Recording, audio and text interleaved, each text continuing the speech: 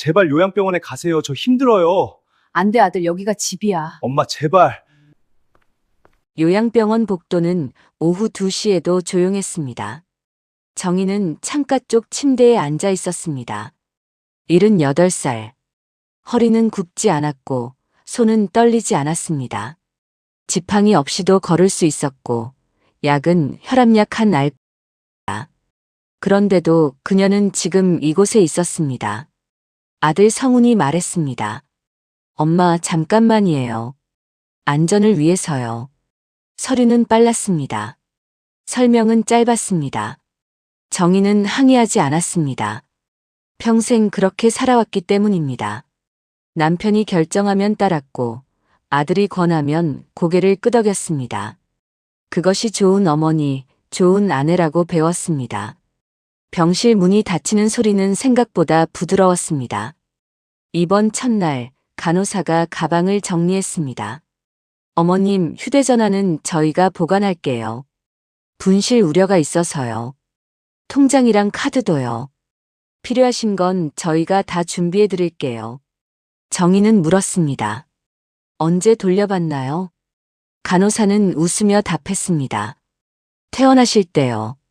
퇴원 날짜는 정해지지 않았습니다. 병원 생활은 규칙적이었습니다.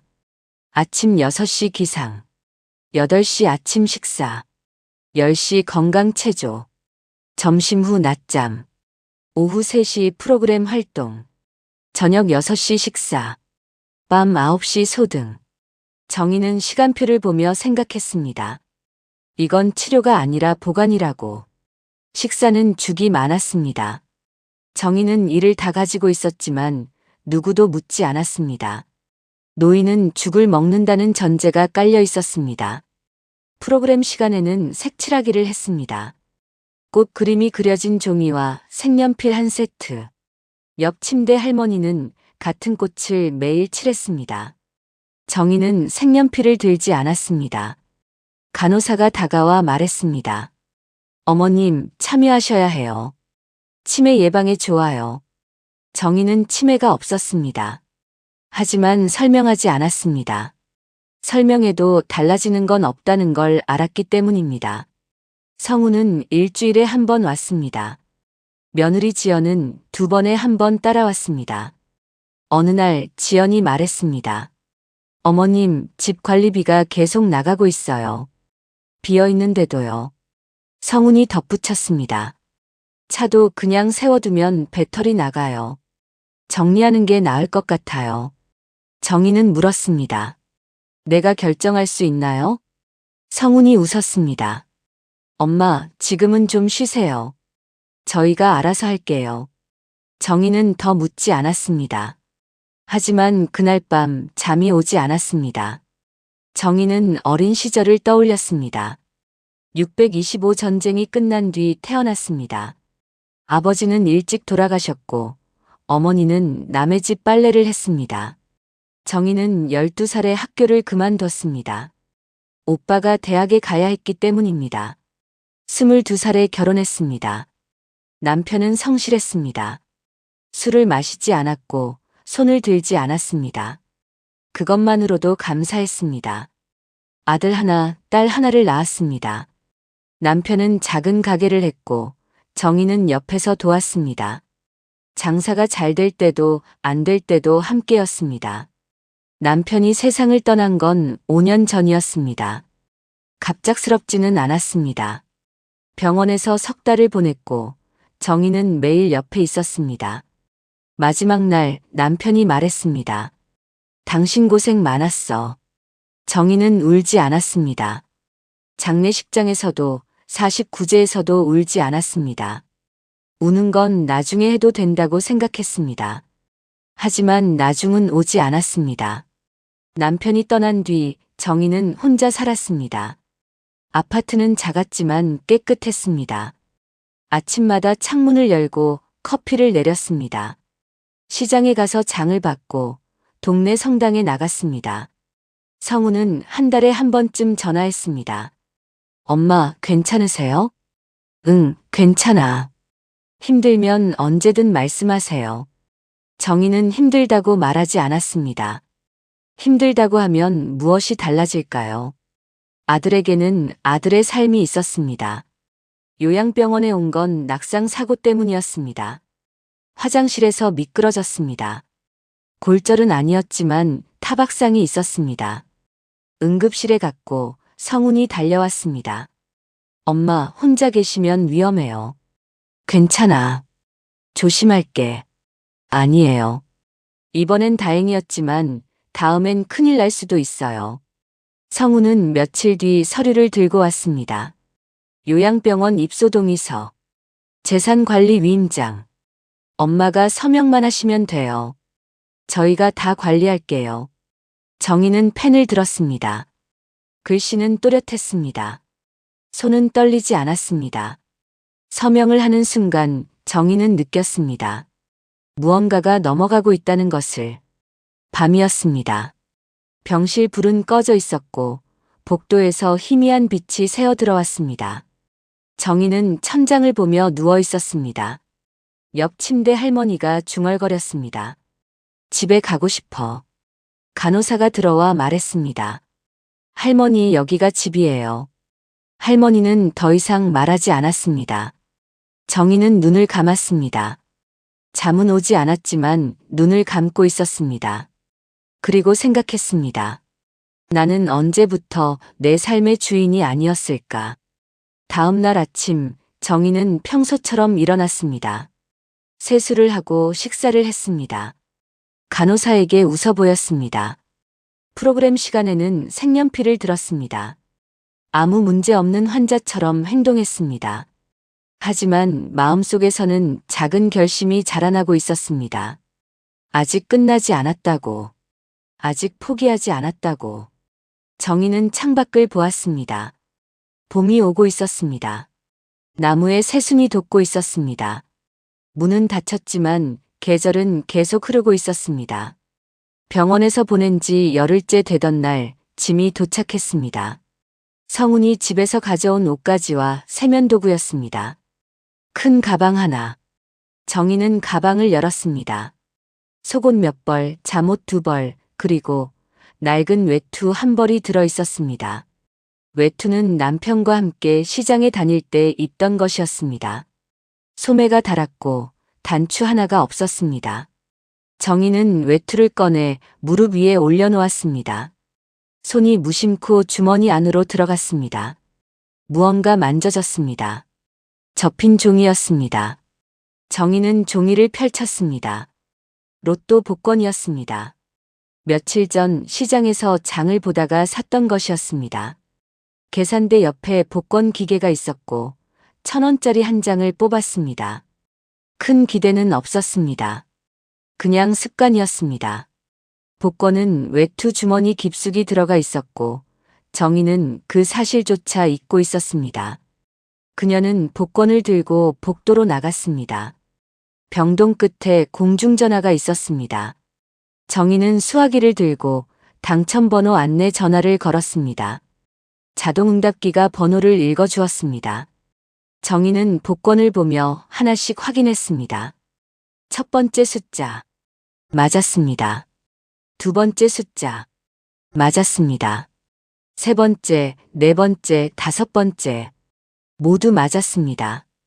여섯 번째 숫자까지 맞았습니다. 정희는 숨을 멈췄습니다. 자동응답기는 보너스 번호까지 읽어주었습니다. 그것도 맞았습니다. 2등이었습니다. 정희는 수화기를 천천히 내려놓았습니다. 손이 떨렸습니다. 복권을 든 손이 아니라 수화기를 놓는 손이 떨렸습니다. 병실로 돌아왔습니다.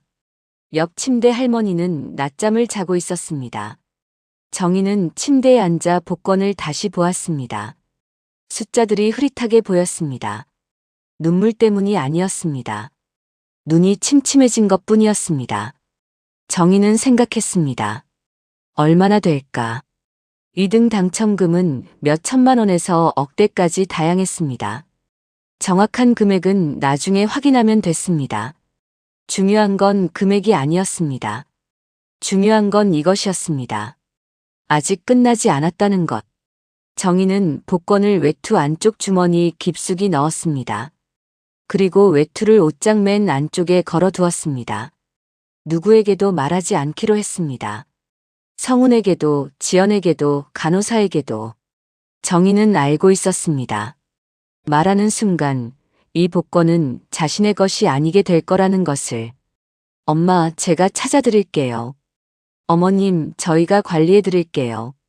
그런 말들이 들릴 게 분명했습니다. 그날 이후 정희는 더 조용해졌습니다. 사흘 뒤 성훈이 찾아왔습니다. 지연도 함께였습니다.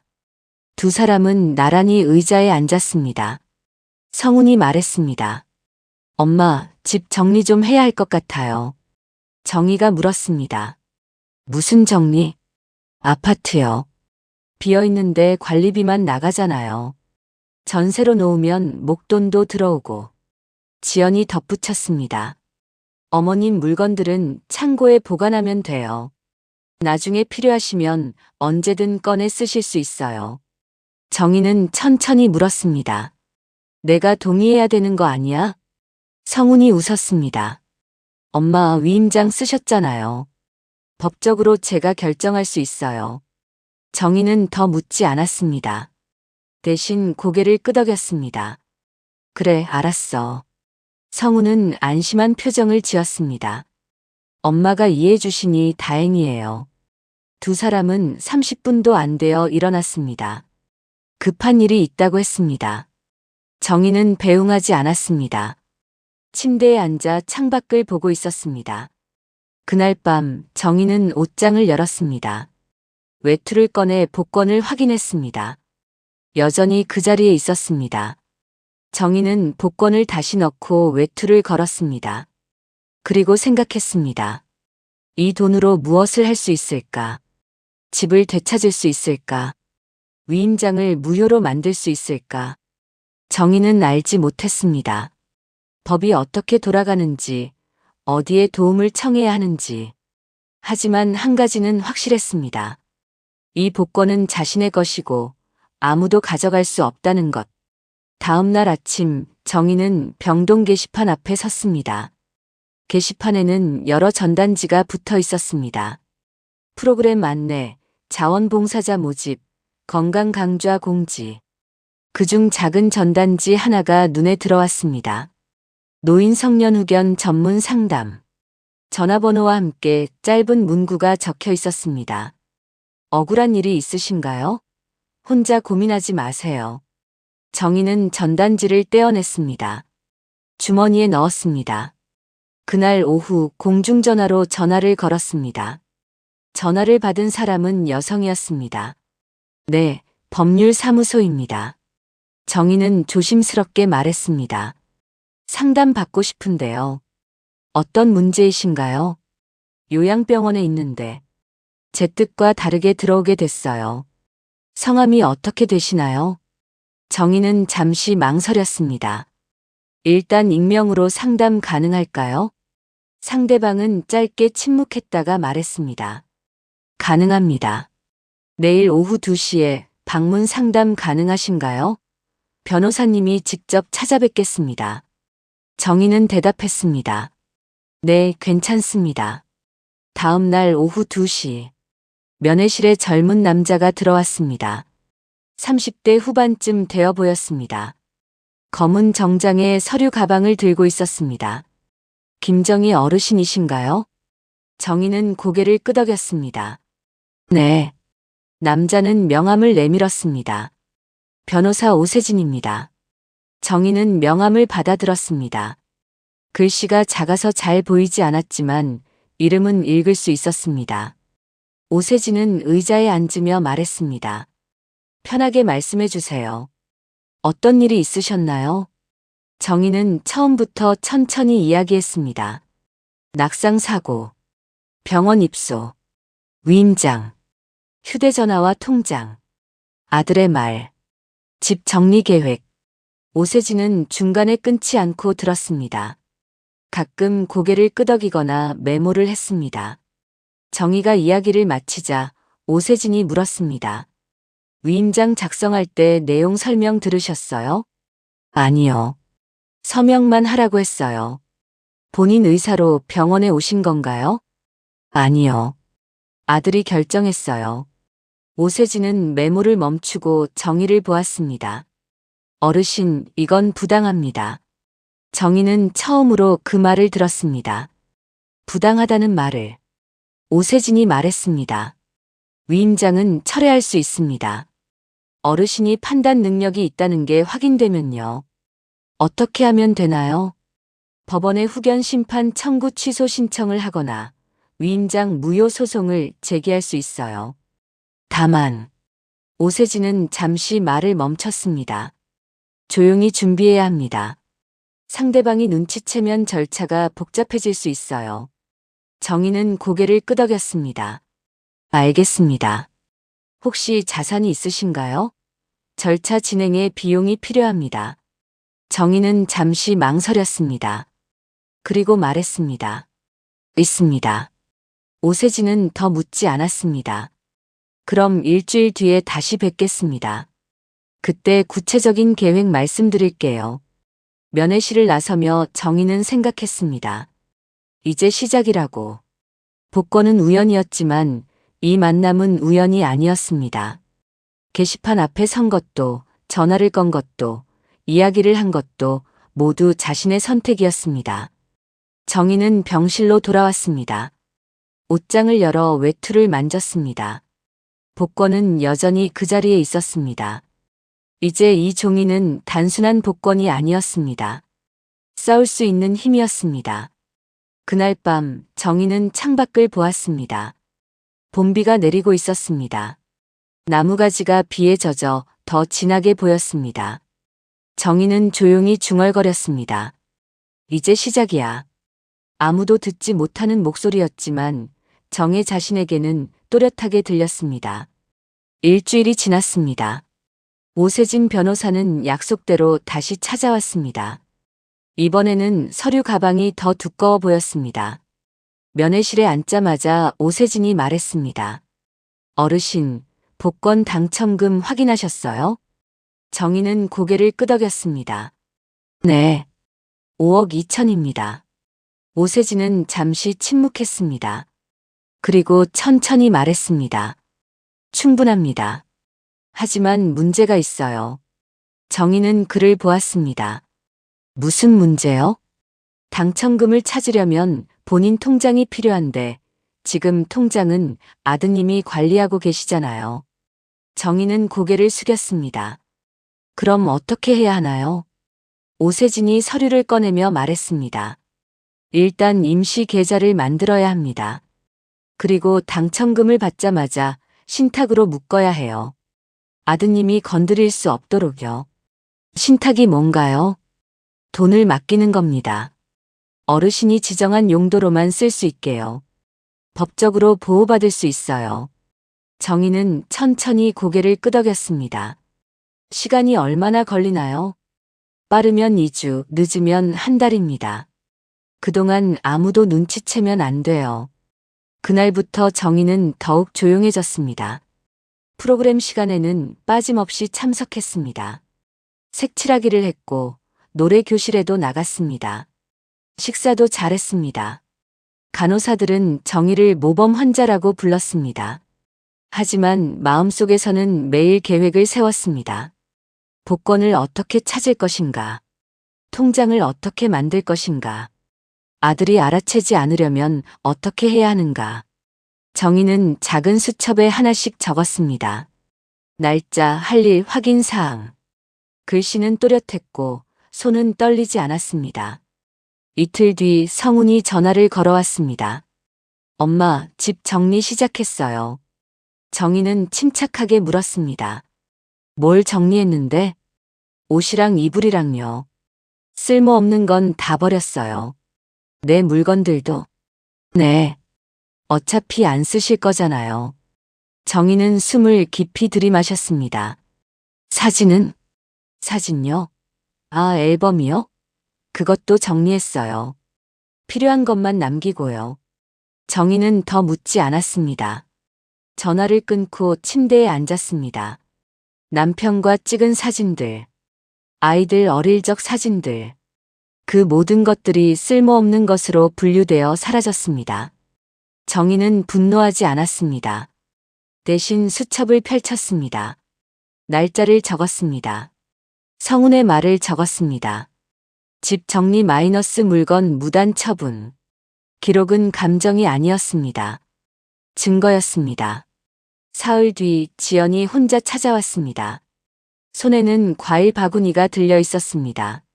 사과 몇 개와 귤이 담긴 작은 바구니였습니다. 어머님 건강하세요? 응, 괜찮아. 지연은 의자에 앉으며 말했습니다. 어머님, 아파트 전세 계약 거의 끝났어요. 다음 주에 입주자 들어와요. 정희는 물었습니다. 내가 돌아갈 수는 없는 거야? 지연이 잠시 멈칫했습니다. 어머님, 여기가 더 안전해요.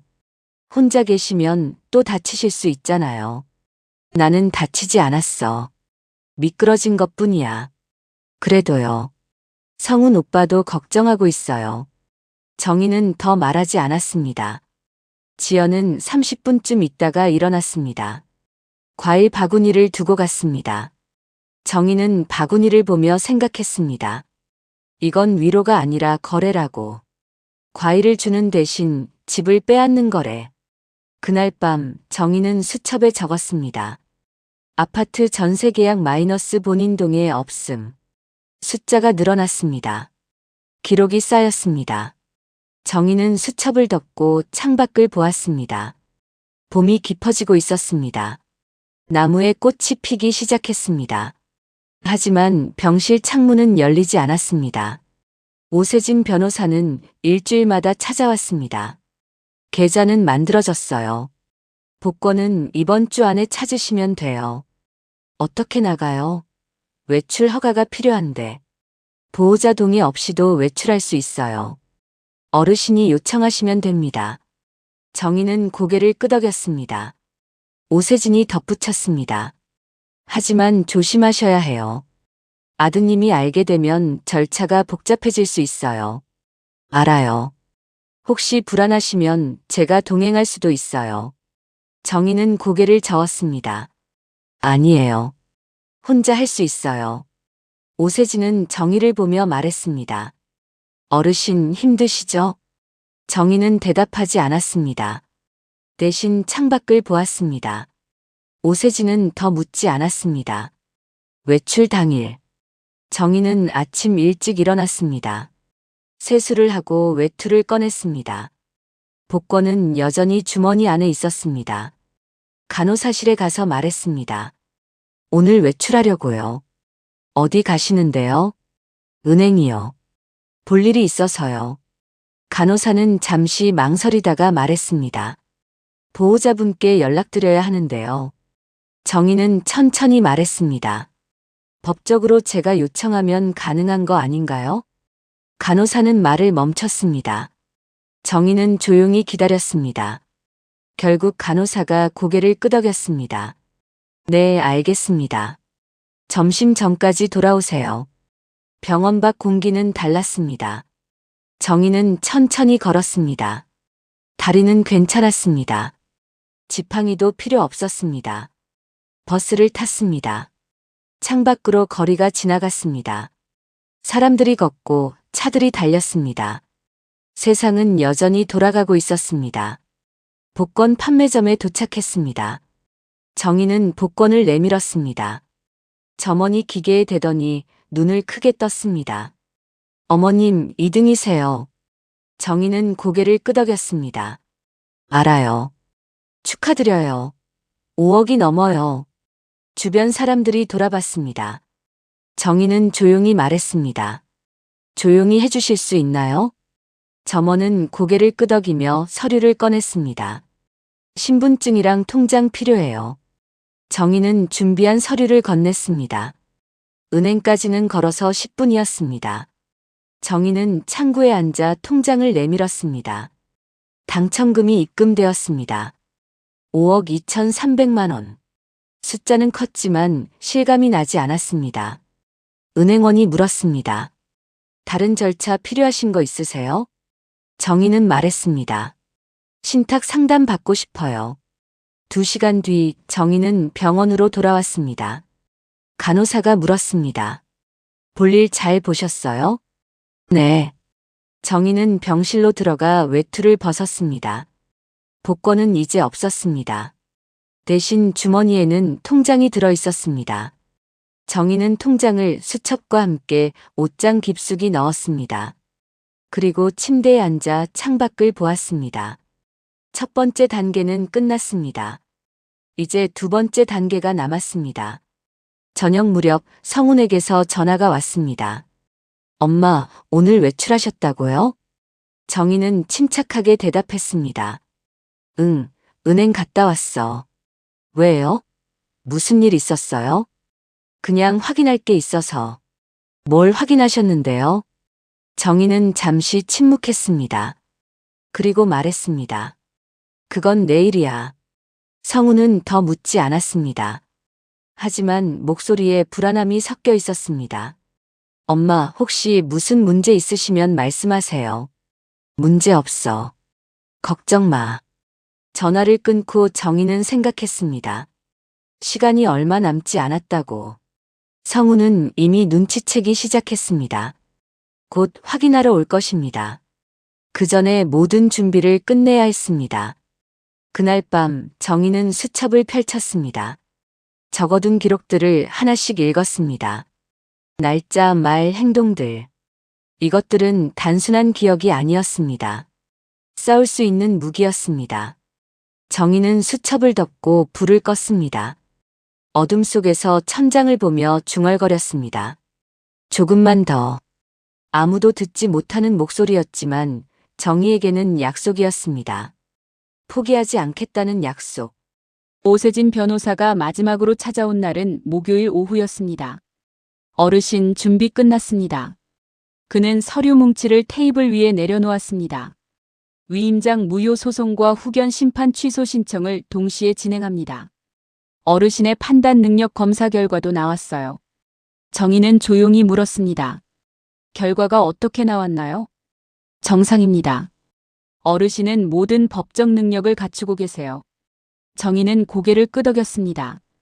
오세진이 덧붙였습니다. 다음 주 화요일에 첫 재판이 있습니다. 법정에 나가셔야 해요. 알겠습니다. 아드님께도 소장이 전달될 겁니다. 곧 연락 오실 거예요. 정희는 창밖을 보았습니다. 괜찮아요. 각오는 했어요. 그날 저녁 성훈에게서 전화가 왔습니다. 목소리는 떨리고 있었습니다. 엄마, 이게 무슨 일이에요? 정희는 침착하게 대답했습니다. 소장 받았구나. 왜 이러세요? 제가 뭘 잘못했다고 소송을 해요? 넌 잘못한 게 없다고 생각하니? 성훈은 잠시 말을 잃었습니다. 정희가 계속 말했습니다. 내 동의 없이 병원에 넣었어. 내 물건들을 버렸어. 내 집을 전세 놓았어. 그건 다 엄마 안전을 위해서였어요. 내가 위험했니? 내가 판단을 못했니? 성훈은 대답하지 못했습니다. 정희는 천천히 말했습니다. 성훈아, 나는 내 엄마야. 하지만 그 전에 김정희라는 사람이야. 내 삶을 살 권리가 있어. 전화 너머로 침묵이 흘렀습니다. 정희가 말했습니다. 화요일에 보자. 전화를 끊었습니다. 화요일 아침. 정희는 일찍 일어나 준비했습니다. 깨끗한 옷을 입었습니다. 머리를 단정하게 빗었습니다. 거울을 보았습니다. 78살의 얼굴이 비쳤습니다. 주름이 있었고 머리는 휘었습니다. 하지만 눈빛은 흔들리지 않았습니다. 오세진 변호사가 병원 앞에서 기다리고 있었습니다. 어르신 준비되셨어요? 네. 두 사람은 법원으로 향했습니다. 법정은 생각보다 작았습니다. 정희는 원고석에 앉았습니다. 맞은편에는 성훈과 지연이 앉아 있었습니다. 그들 옆에는 변호사가 한 명 더 있었습니다. 성훈은 정희를 보지 못했습니다. 고개를 숙이고 있었습니다. 판사가 들어왔습니다. 중년 여성이었습니다. 재판이 시작되었습니다. 오세진이 먼저 서류를 제출했습니다. 원고 김정희 씨는 충분한 판단 능력을 갖추고 있습니다. 의료기록, 심리검사 결과, 담당 의사 소견서를 제출합니다. 판사가 서류를 검토했습니다. 피고 측 변호사가 말했습니다. 피고는 원고의 안전을 위해 불가피한 조치를 취한 것입니다. 낙상 사고 이후 홀로 생활하기 어렵다고 판단했습니다. 오세진이 반박했습니다. 낙상은 경미한 사고였으며 원고는 독립생활이 가능한 상태였습니다. 피고는 원고의 동의 없이 재산을 처분하고 본인의 의사에 반해 시설에 입소시켰습니다. 판사가 정의를 보았습니다. 원고 본인 직접 말씀해 보시겠습니까? 정의는 천천히 일어났습니다. 법정은 조용했습니다. 정의는 떨지 않았습니다. 준비한 말이 있었습니다. 저는 김정희입니다. 78살입니다. 목소리는 또렷했습니다. 저는 혼자 살 수 있습니다. 장을 보고 식사를 하고 성당에 다닙니다. 아들은 제가 위험하다고 했지만 저는 위험하지 않았습니다. 판사가 물었습니다. 본인 의사에 반해 시설에 입소하셨습니까? 네. 재산 처분에 동의하셨습니까? 아니요. 판사가 고개를 끄덕이며 기록했습니다. 정의는 계속 말했습니다. 아들은 저를 사랑한다고 말했습니다. 하지만 사랑은 상대의 말을 듣는 것입니다. 제 말은 한 번도 들어주지 않았습니다. 성훈이 고개를 들었습니다. 눈이 붉어져 있었습니다. 정의는 아들을 보며 말했습니다. 나는 내 짐이 되고 싶지 않았어. 하지만 그렇다고 투명 인간이 되고 싶지도 않았어. 재판은 2시간 동안 이어졌습니다. 증거가 제출되었습니다. 위임장 작성 과정, 재산 처분 내역, 병원 입소 경위. 피고 측은 선이었다고 주장했습니다. 하지만 투명하지 못한 절차들이 하나씩 드러났습니다. 판사가 최종 질문을 했습니다. 피고는 원고의 의사를 충분히 확인했습니까? 성훈의 변호사가 대답했습니다. 확인했다고 생각했습니다. 확인했다고 생각한 것과 실제로 확인한 것은 다릅니다. 침묵이 흘렀습니다. 판사가 말했습니다. 판결은 일주일 후 선고합니다. 법정을 나서며 성훈이 다가왔습니다. 엄마. 정의는 멈춰섰습니다. 성훈이 말했습니다. 정말 그럴 생각은 아니었어요. 정의는 아들을 보았습니다. 생각하지 않았다는 게 문제였어, 성훈아. 엄마가 힘들까봐 걱정했어요. 걱정은 고마워. 하지만 걱정한다고 내 삶을 가져갈 순 없어. 성훈은 고개를 숙였습니다. 정의가 손을 뻗어 아들의 어깨를 가볍게 두드렸습니다.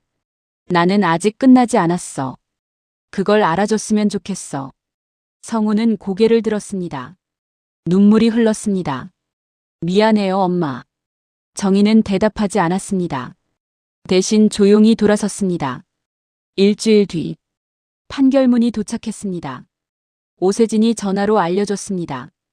이겼습니다, 어르신. 정의는 조용히 들었습니다. 위임장은 무효입니다. 모든 재산 관리 권한은 어르신께 돌아갑니다. 요양병원 퇴소도 본인 의사에 따라 가능합니다. 감사합니다. 천만에요.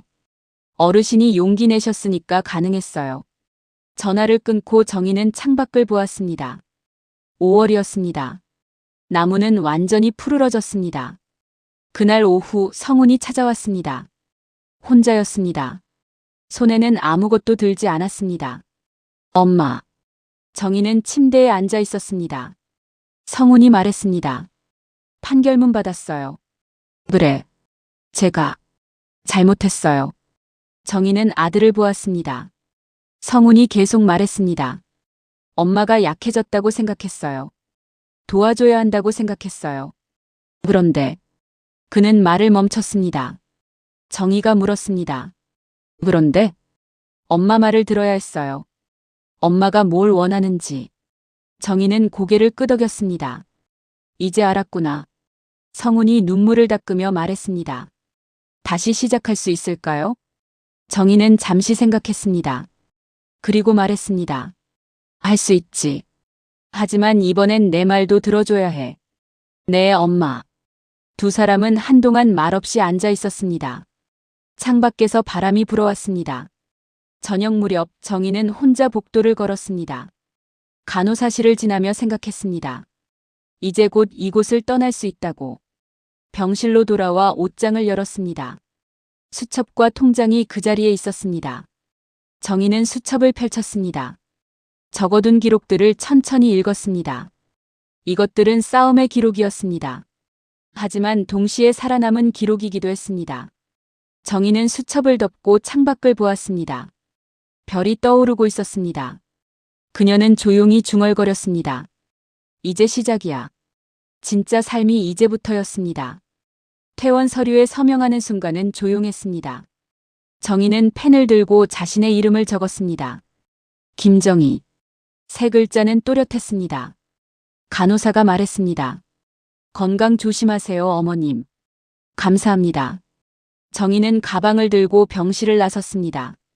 뒤돌아보지 않았습니다. 복도를 걷는 동안 아무도 말리지 않았습니다. 누구의 허락도 필요하지 않았습니다. 병원 입구를 나서자 햇빛이 쏟아졌습니다. 정희는 잠시 멈춰서서 하늘을 올려다보았습니다.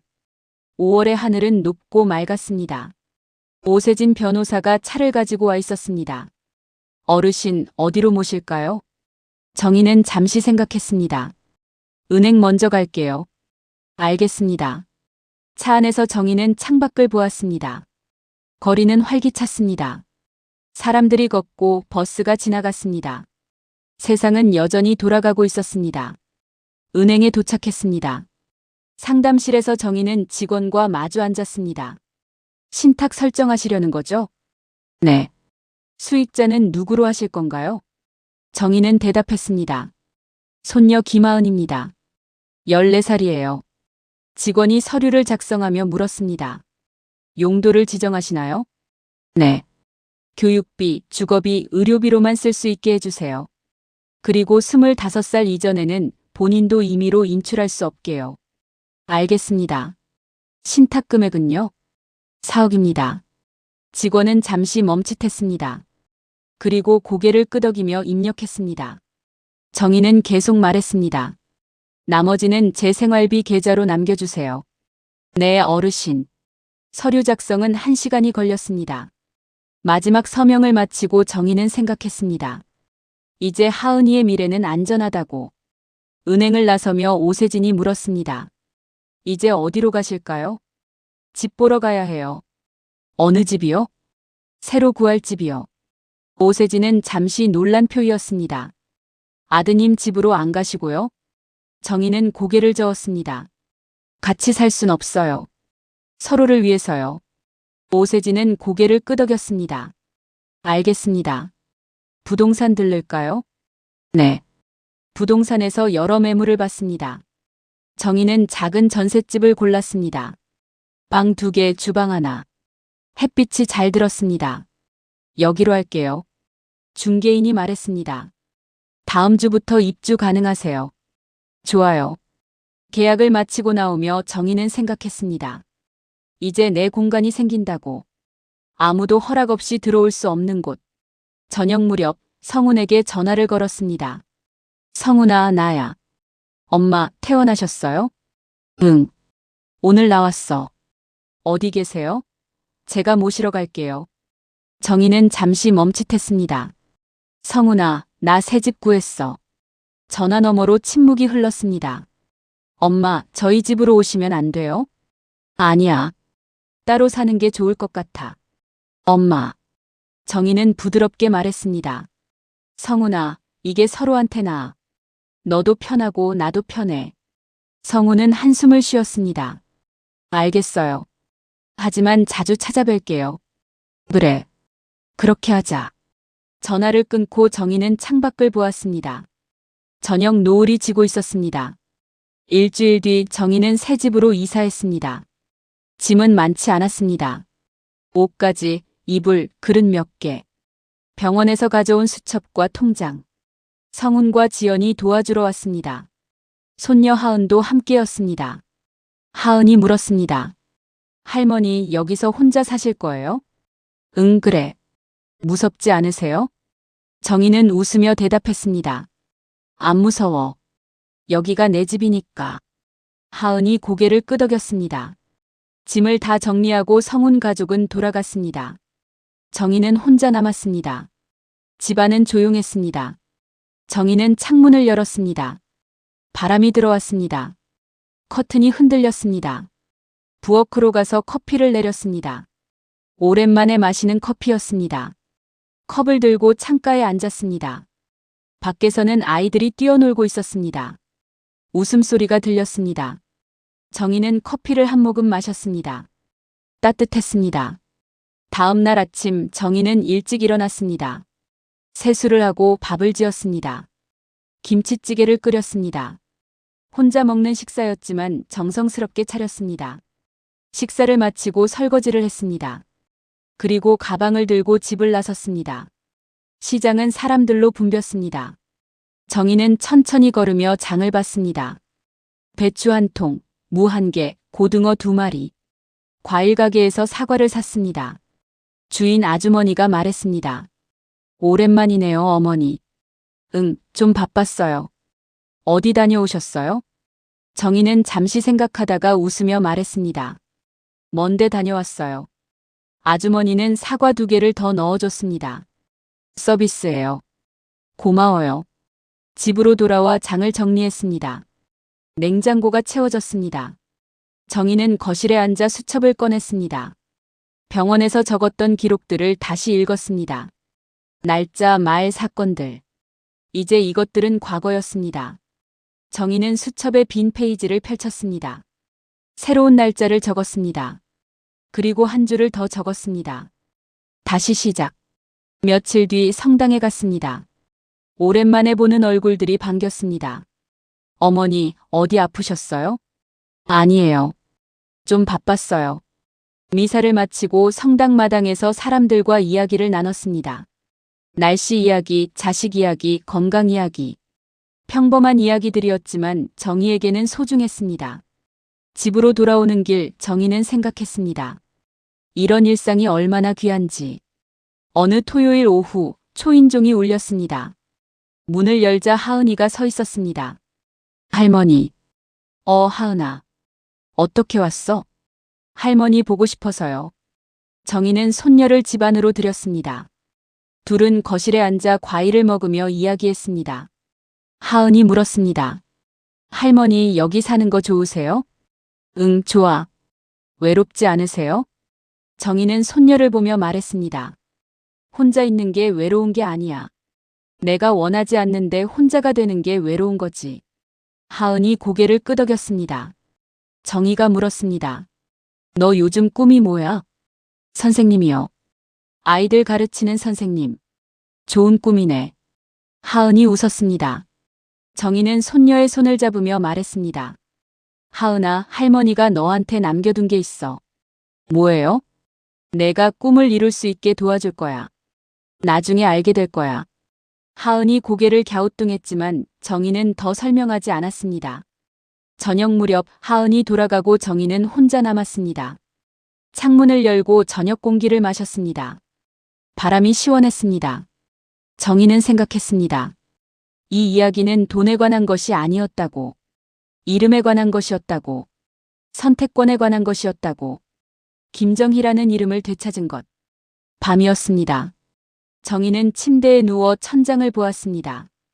78년을 살았습니다. 전쟁을 겪었고 가난했고 많은 것을 포기했습니다. 하지만 지금 이 순간 정희는 자유로웠습니다. 정희는 눈을 감았습니다. 그리고 조용히 중얼거렸습니다. 늙는다는 건 사라지는 게 아니야. 더 분명해지는 거야. 아무도 듣지 못하는 목소리였지만 정희에게는 확신이었습니다. 다음 날 아침. 정희는 눈을 떴습니다. 창문을 열었습니다. 햇빛이 쏟아져 들어왔습니다. 새들이 지저귀고 있었습니다. 정희는 커튼을 활짝 젖혔습니다. 그리고 부엌으로 가서 커피를 내렸습니다. 하루가 시작되었습니다. 아무도 말리지 않는 하루. 아무도 허락하지 않아도 되는 하루. 정희는 커피를 마시며 창밖을 보았습니다. 계절은 여름으로 가고 있었습니다. 나무는 더 푸르러졌고 꽃은 더 많이 피었습니다. 정희는 미소 지었습니다. 그리고 생각했습니다. 아직 끝나지 않았어. 진짜 삶은 지금부터였습니다.